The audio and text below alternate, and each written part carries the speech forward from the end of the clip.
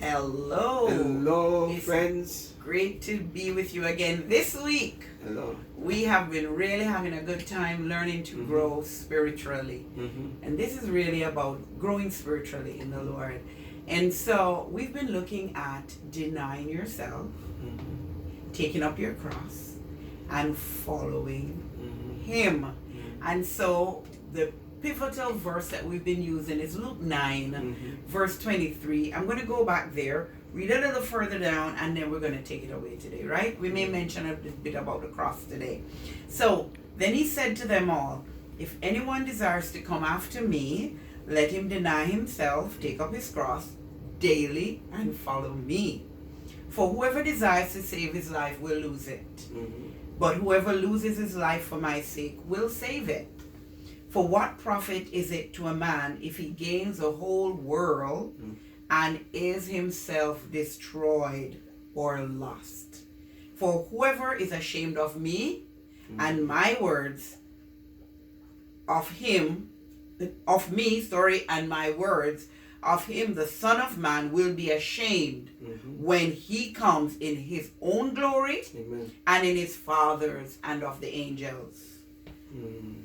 And it goes on. So we just wanted to be looking a little more at denying so we can take up our cross.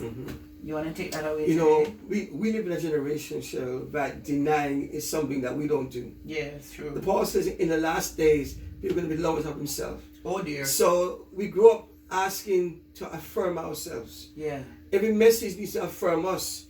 And here the writer say you need to deny yourself. If you're going to follow Jesus. If you're going to follow Christ, the Anointed One, if you're going to be a true disciple of Christ and walk in spiritual maturity, you have got to come to a point where you deny yourself. That's true. But it's so opposite to the world in which we live today, where every word needs to be affirming, confirming, encouraging, nurturing, building up yourself.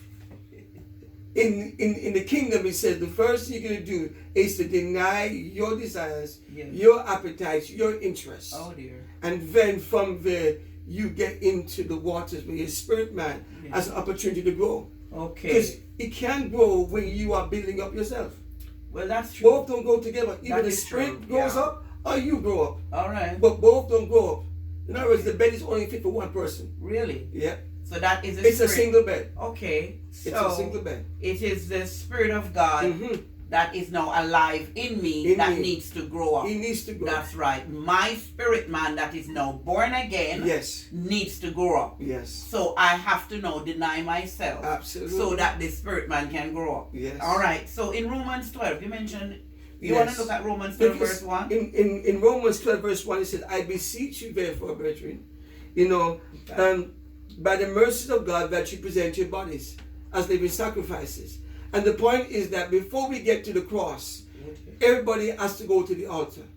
Now, there's tons of teaching on the altar, but the altar is the place where something must die to you in order for you to go to the cross. Oh dear, deny yourself again. Years ago, God began to talk to us about the cross. The cross is not something you just attach to your life. Really? Like bring her own, you know? No. All the teachings of the cross has to come to people who have an altar in their lives. Okay. And if you know, the altar is the place first of death. Yes. You can't worship God before you deny yourself. Okay. You can't serve God unless you deny yourself. Oh dear. You cannot be victorious with God unless you deny you and the enemy, because the enemy will use yourself to defeat you every time. All right. Okay. And so the only way for the enemy to be defeated is for me to deny myself. Because when he comes to me, he comes to me. And if I deny me, he has nothing in me to use against me. Okay, and so I love this. So therefore, denying. Present your bodies as a living sacrifice, holy, acceptable to God, which is your reasonable service. And do not be conformed to the world, to this world, but be transformed by the renewing of your mind. So this denying of myself, deny myself of my thinking, the way I see things. It's more the way he sees things. So it's Christ in me now, the hope of glory. And so it's important. That's why younger people are easier to accept Christ, because there's less self. There's less self. Less years. Yes, less years of building up the self. And as you get older in life, the more you protect yourself and put your Christianity around yourself. Oh, dear. And even those in ministry, you're never going to be victorious unless you deny yourself. So the altar precedes the cross. Oh, dear. And the cross precedes the crown. But freedom walk hand in hand. Yeah. You've got to have an altar in your life where you deny the things that you desire. Wow. The things that you want. I know it's strange for generations who want that. They want somebody that can build them up. And Jesus says, you need to deny yourself. Okay. And then you pick up the cross. So pick up the cross. Denying yourselves. Deny anything you want to buy. Oh. And let God use that money for something else. Oh. Deny the person that you like to marry. And let God lead you to the person that He has best for your life. Okay. You went there. It's all about denying you. Okay. And receiving Him. Okay, so guys, I am tempted to go further, but I'm just pulling back. So it's good. This is the last bit in denying yourself. So and we're going to move on to the cross. So remember, you need an altar in your life before you can walk to the cross. A place where you die. A place where you die so you can take up the cross. Have yourself a great week. Amen. And we hope we'll see you next week. Amen. Blessings. Bye. Amen. Bye.